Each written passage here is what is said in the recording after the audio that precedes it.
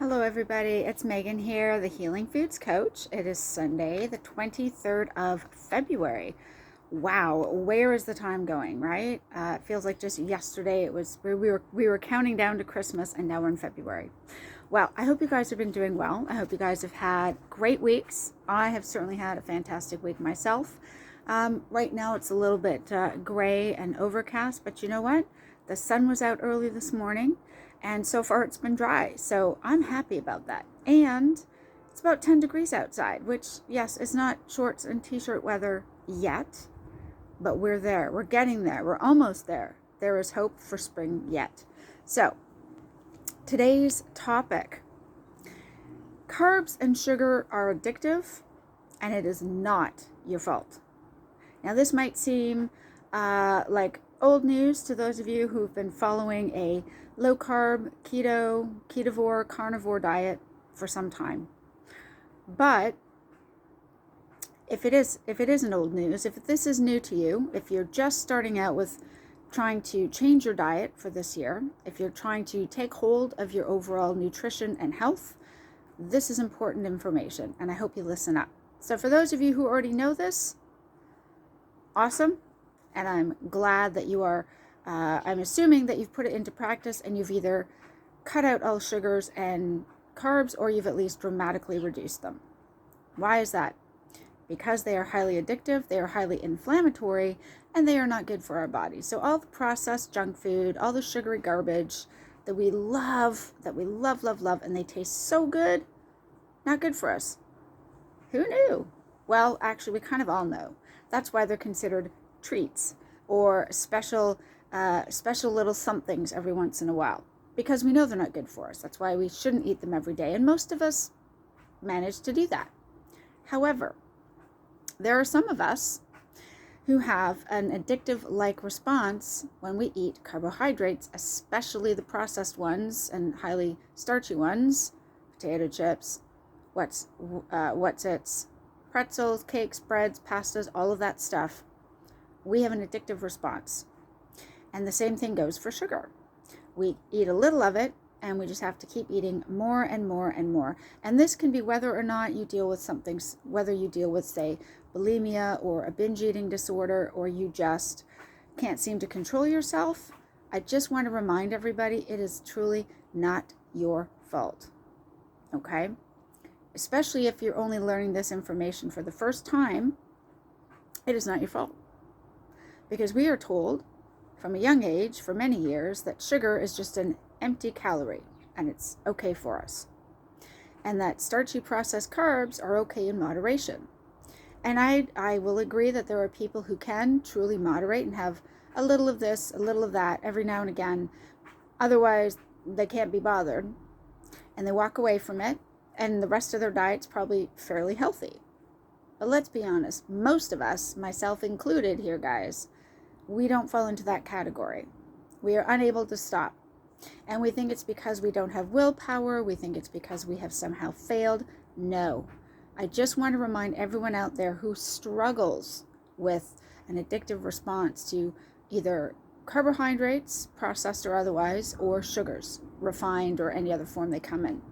It is truly not your fault. Why? Because when I'm talking about especially the stuff that is made in a factory, all the stuff that comes in a package or a can or a jar, right, that has a shelf life of what seems like forever, they are specifically designed to be addictive. That is the whole purpose of them. That is the point of them.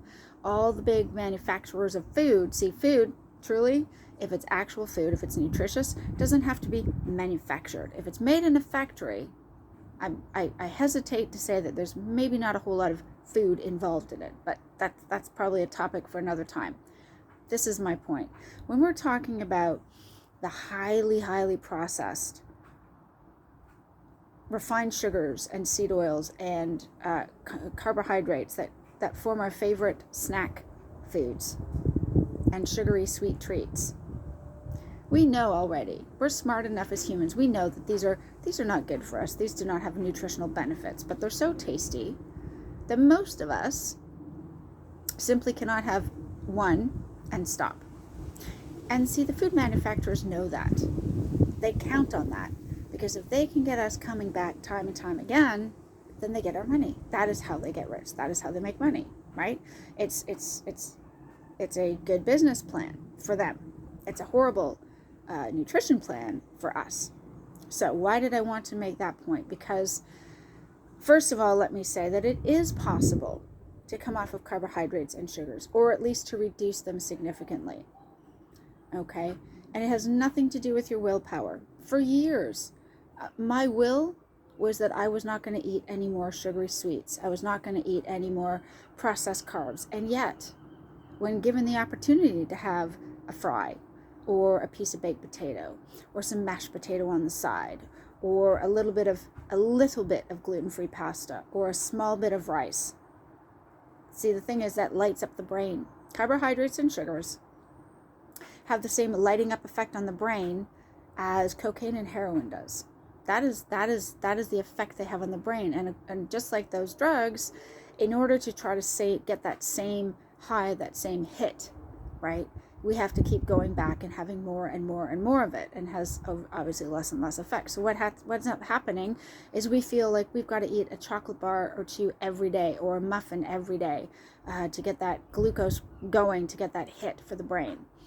And meanwhile, it has less effect. And so we're stuck with that trap.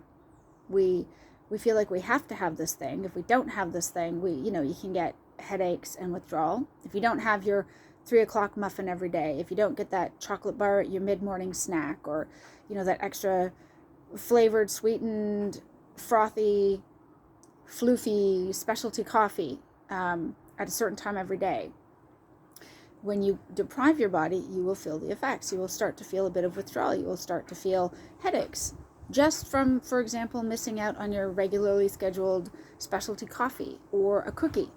That's how much of an impact this stuff has on our diets. And we don't realize it until we try to get rid of it. Seriously. Many people will swear that, I'm not addicted. I don't have a sweet tooth. I'm not addicted to sugar. There are some who are not, okay? And they have no desire to ever eat it really at all, which is good for them. But for those of us who do, maybe we don't want to admit it, or we know we do, but we don't know how to get out of it. Here's the hardest part of the truth, which is, go and try to give up sugar just for a couple of days, even. Not even for a long period. Just try to cut out all the sugar for a day or two. And you'll see how hard that is.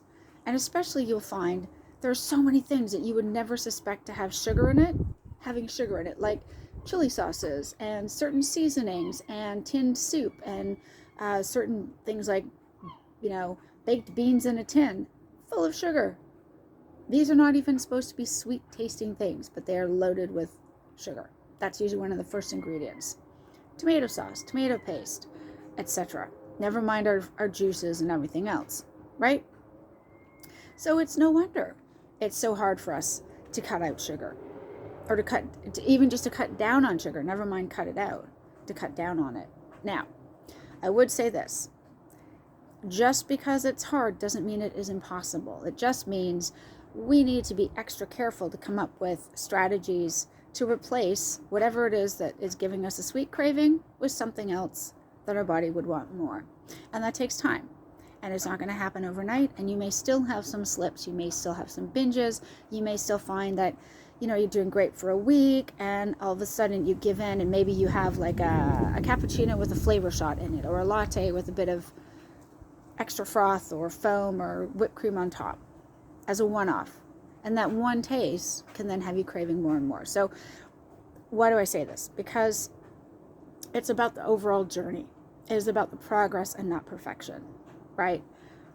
We need to give ourselves grace. We need to give ourselves a break. We need to be good with ourselves when we have managed to go without, especially the refined and processed sugary stuff.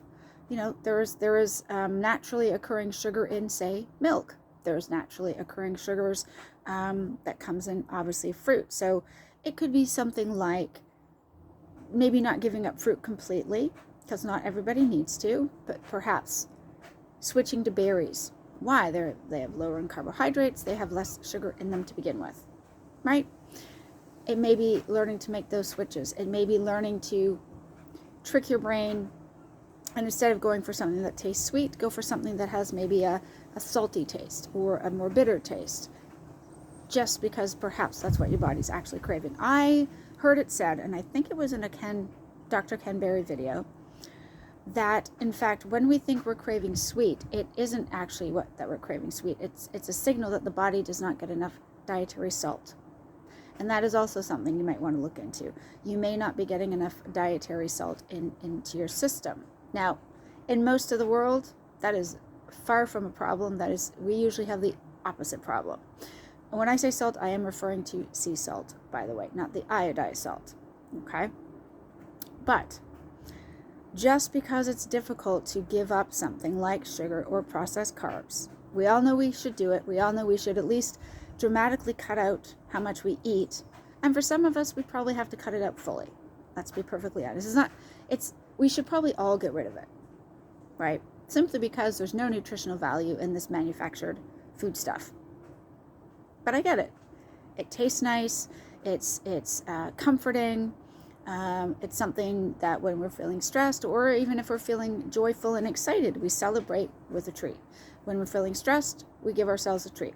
So, which is not, of course, necessarily the most healthy thing to do.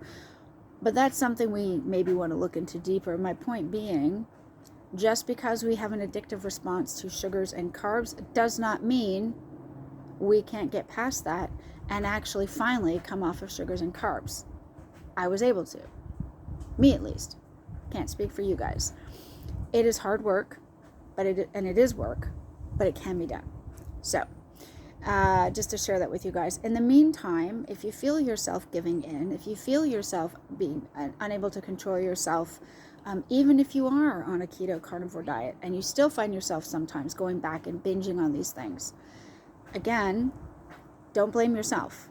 These are super, super addictive, highly palatable, scientifically engineered foodstuffs that are designed to make us addicted on purpose. Why? Because the more we crave it, the more we buy it, the more we give money to those companies. That's why they do it, right? Doesn't mean you can't get past it. So if you are interested at all in getting some one-to-one coaching support to help you get through these things, please do get in touch. I do have sessions again, as I think I shared in the last video. I do have sessions now. I am available other than next weekend because I'm away. I'm out of the country. But I will be available Saturdays and Sundays, between 2:30 and 7:30. But definitely you can reach out to me by email. Ask me about availability. I would love to work with you if you're looking for extra support, because sometimes that's all we need. Some of us are great. We can make the decision, cut out the stuff, and just be done with it, and we carry on. But more of us, like me, need that extra support. And if you're one of them, get in touch. I would love to hear from you and work with you if I can. You can find me on my email at Megan, MEGHAN, at healingfoodscoach.com, or go to my website at www.healingfoodscoach.com. Guys, I hope you have a great day, whatever you get up to with it for the rest of your Sunday, whether it's beginning of your day or end of your day, depending where you are in the world. I hope you're doing great. If you have any questions or queries, as always, feel free to leave comments below the video, and or feel free to reach out and send me an email, Megan at healingfoodscoach.com. Thanks for your support. Love you guys, and I wish you all the best for the week ahead. Bye for now.